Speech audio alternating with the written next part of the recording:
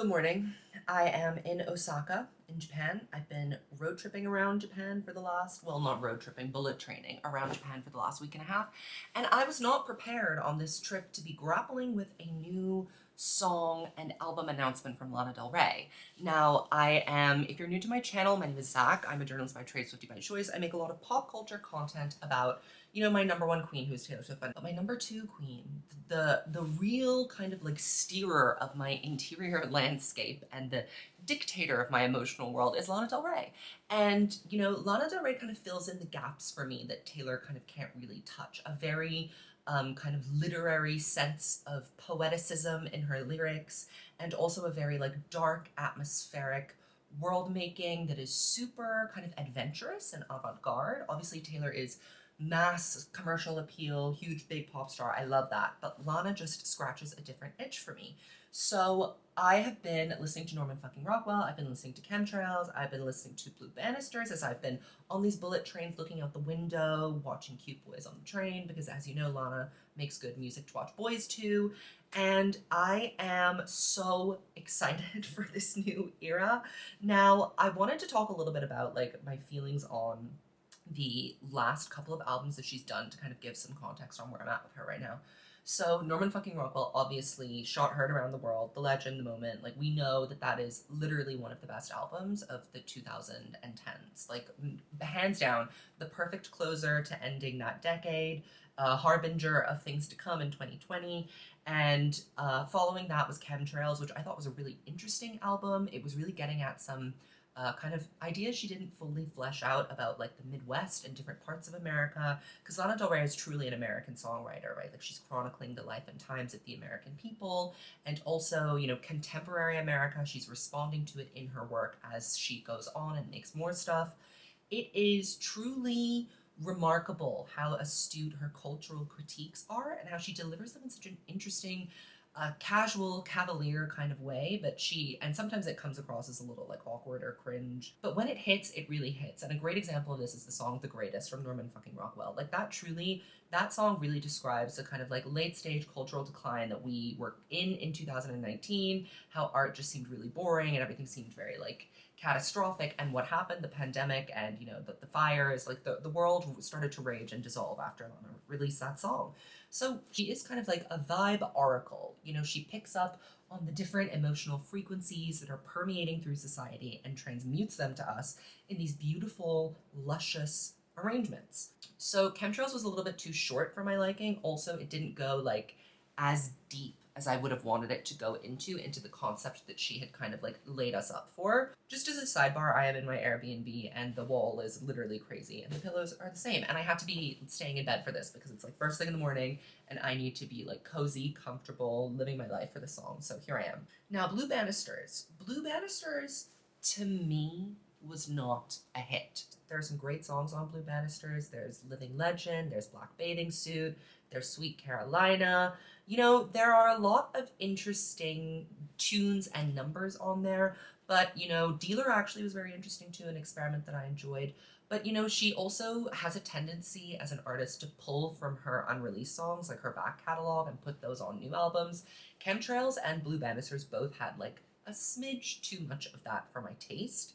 And I feel like Blue Banisters was more of a mixtape, really, than an album. It wasn't like a fully considered statement or a thought, which is really, what I've come to expect and enjoy from Lana. I think every album before that has had a really kind of clear message or vibe or theme.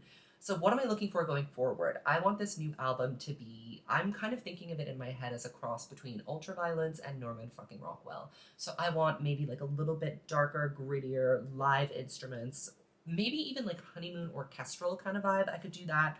And that Norman fucking Rockwell, like just that acuity, that clarity, that like clairvoyance that she has, that is what I'm looking for from this new era. And I'm so excited. I have already checked out the album cover, so I want to discuss the album title.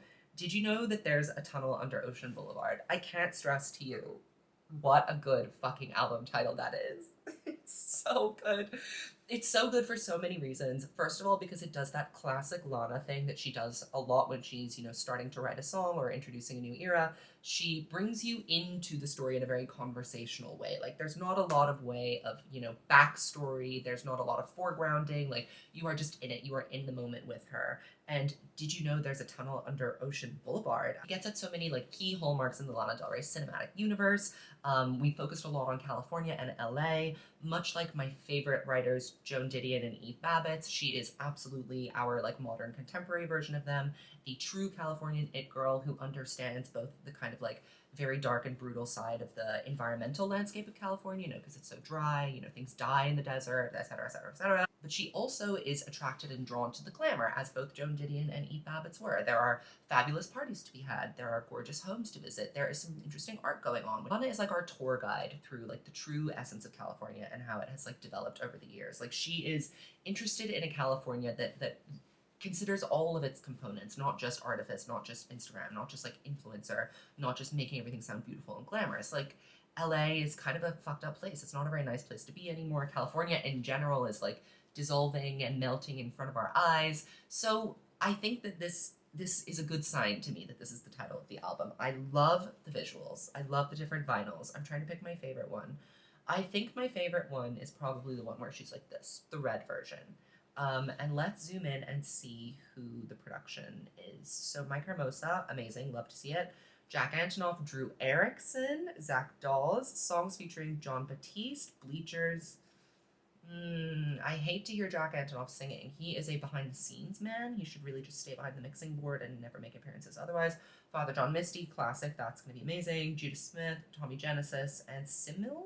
Never heard of Simil before. Album visuals are beautiful, and this really reminds me of the Ultraviolence vinyl set, which I have at home. Like, the lithographs are very, very similar. I love the kind of fold out landscape of the ocean with a lightning bolt in the background. So good. And this is really giving like what I love best about Lana, which is that she is a super visual artist. And that comes across very stupidly sometimes when she picks arts, her album's covers. But, this time around, it seems she's put in some thought into how this is all going to play out. The font is really giving me, I'm sorry, I'm getting very niche and specific with my references here. Lay It As It Lays by Joan Didion, which is one of my favorite novels about a kind of B-list actress who is going through kind of like a mental breakdown in a bad semi-abusive relationship. And it's about, she lives in LA and she's like driving around in her Corvette all the time and she's finding these like rattlesnakes in her car, and it's very like doomed and brief, and it's actually very cinematic. It's written kind of like a script, and the font of the first edition of that book is very similar to the font that's being used here. And with the visuals as well, I'm just getting that kind of sultry, depressed starlet vibe, which we all know that Lana is very capable of giving to us. So, oh, and there's a letter too. Oh my God, there's a letter. I need to read the letter.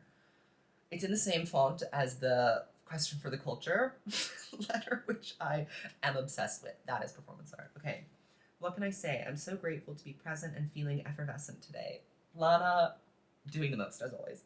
With a mind full of violets and a forehead warmed by the sun as I pray in the garden. Thank you, friends who helped me make this record. Mike Hermosa for kicking me off with our first 4 songs I wrote, all begun for fun, playing on lazy Sunday afternoons that turned into tunes with big orchestras and simple melodies that matched each moment we were in.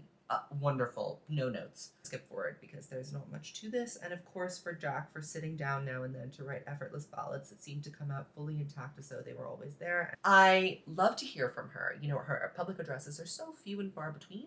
It sounds to me like Jack has a pretty light touch on this record, which I'm excited for tentatively because I am into all the pop girls branching out from him for a second, just seeing what else we can come up with. Because we know what they can come up with Jack, and we need to move on from that. Okay, so now I'm gonna listen to this song. I'm kind of mad that the album doesn't come out until March. That's like a really long time to wait, and 100 million% guaranteed it will leak before that, because when has Lana album not leaked? Like many, many weeks before it was due. This signals to me either that like vinyl production is taking a really long time, or that she's trying to make this like an era, and there's gonna be like multi-components to this. It's not just gonna be kind of like a mixtape freewheeling, drop things here and there, half-hearted music videos. I mean, I'm very excited. So I guess I'll just get into the song.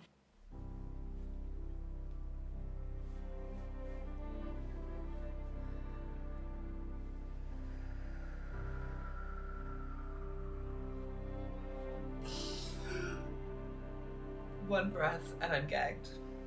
Did you know that there's a tunnel under Ocean Blvd? Oh my god. Mosaic ceilings, painted tiles on the wall. Oh my god, this arrangement is so I lush. can't help but feel somewhat like my body, my soul. Handmade beauty sealed up by two man-made walls. And I'm wondering, Oh my god, this when's is... it gonna be my turn?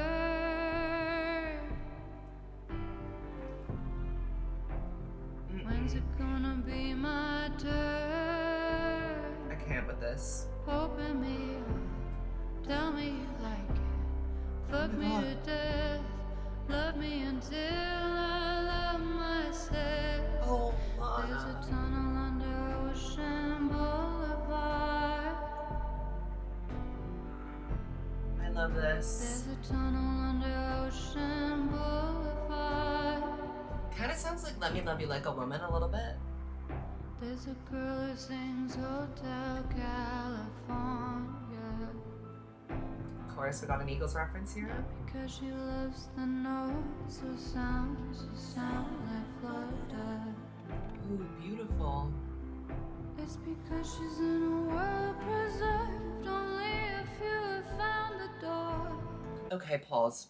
It's because she's in a world preserved and only a few have found the door. I mean, that perfectly encapsulates what's so appealing and intriguing about Lana as an artist is like this old world sensibility that it seems like only she has direct access to. Like other artists can be referential and can interpret things in different ways, but Lana seems to have this like direct line, this direct tap into a very like into a very old world sense of glamour and a sense of the culture and the art being a very animating force that was able to, you know, dictate the way that we lived our lives. It's not like that anymore. Like, it doesn't matter if you're making incredible literature, great art, or great music. A lot of people aren't. We are just, like, you know, caught in this endless consumption trend cycle. And something that is so amazing about Lana is that she's very deliberately kind of resistant to that. And the only reason why she's able to do that is because, you know, she's in a perfectly preserved world and only she has found the door. It's like Maria, only silver mirrors running down the corridor. These backing vocals are so ethereal and beautiful. When's it gonna be my turn? When? Me too. Don't forget me. When's it gonna be my turn? Her voice. Open me up, tell me you like me. Fuck me to death. Fuck me to Love death. me until I love myself. There's a tunnel under Ocean Boulevard. Stop. I'm gonna cry. Don't forget me. It's in my back, it's running my ear. Come on, baby. Oh my god. This arrangement. When's it gonna be my turn? When's it gonna be my turn? The refrain is so Don't beautiful. forget me. Oh. Gonna be my turn. I'm in church. Open me up. I'm Jesus on the cross. Fuck me to death. Love me until I love myself. Don't forget me. At the tunnel under Ocean Boulevard. Don't forget me. At the tunnel under Ocean Boulevard. Don't forget me. I'm this. These backing vocals. Get.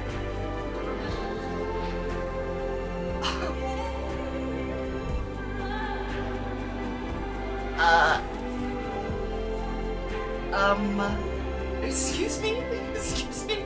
Excuse me? Someone help! Help! Will the people of Japan please call an ambulance? She got me. She got me. Lana Del Rey, first one to make social just cry on camera. I mean, what just happened to me? I think, you know, who is doing it like Lana? I really, like, I wish to ask you that question. Like, who is making these considered artistic statements that really do not pander or cater to anything other than, you know, really serving the purpose of the artist's like artistic compass. Who is doing it like that and also still being able to maintain a cultural relevance and a level of mainstream appeal that, you know, is still, even though her art is so specific and so intricate, it's still so intriguing, and that is the mark of a true artist, someone who is like truly like, this is what a star is, this is what glamour is, this is what she meant about I'm just a glamorous person singing about glamorous things. This is just, I mean, it's so simple and straightforward seemingly, but this song is very complex. I'm taking a look at the lyrics now, and I think that there's something so interesting about that line in the first verse where she says, I can't help but feel somewhat like my body marred my soul, handmade beauty sealed up by two man-made walls. You know what I think? I think that Lana has really stopped caring about her appearance in any sort of like meaningful way, and that I don't think that it's not necessary for her, to her performance, to her character, to her art, to be doing the skinny mini, like full face beat every day, stylist, like on Instagram 24/7. She also has gained some weight over the years, and she has just been attacked relentlessly and viciously, target of a lot of body shaming, I think. And I think for Lana, like, she's one of those artists and people that like the body is merely a vessel for the like the wholeness and the pureness and the urgency of that artistic spirit and soul that she has. And I think she really explains this well when she says that her soul is literally marred by her body and the people's like perception and commentary on it. I'm sure also it feels kind of strange for her to be in this changing body as it changes, given how she looked before. Like, it is kind of a journey you have to go on when you're changing a lot and in the mirror and you're meeting yourself every day. Like, those are considerations to have, and I think that that is a really beautiful way to put it. Fuck me to death, love me until I love myself. I mean, that's Lana. That's amore. That's a Lana, baby. It's so classically, uniquely her. And again, I love that line about the world preserved that only a few have found the door to, because it's not just Lana that has this like very old world sensibility. Father John Misty probably has access to that as well, and that's why Lana is so drawn to him. And you know, it's again, I mean, I'll just refer back to what I said earlier. It's just so indicative of why we find Lana to be such an interesting character. It's because she harkens back and recalls something that we have lost while also making it modern and making it contemporary. She's got the spirit. She's got the fucking spirit, okay? And those backing vocals at the end, oh my god. I went into a place of religiosity. I was in another dimension there. And I love that refrain of Don't Forget Me, like the tunnel under Ocean Boulevard. I mean, it was all just a little bit iconic. I have to go because I need to go on with my day in Japan, but that was like truly outstanding. And if you like this video, there's way more Lana content coming. I'm fully inspired now. Subscribe, like, leave me a comment, let me know what you thought of the song, and I will see you in the next video.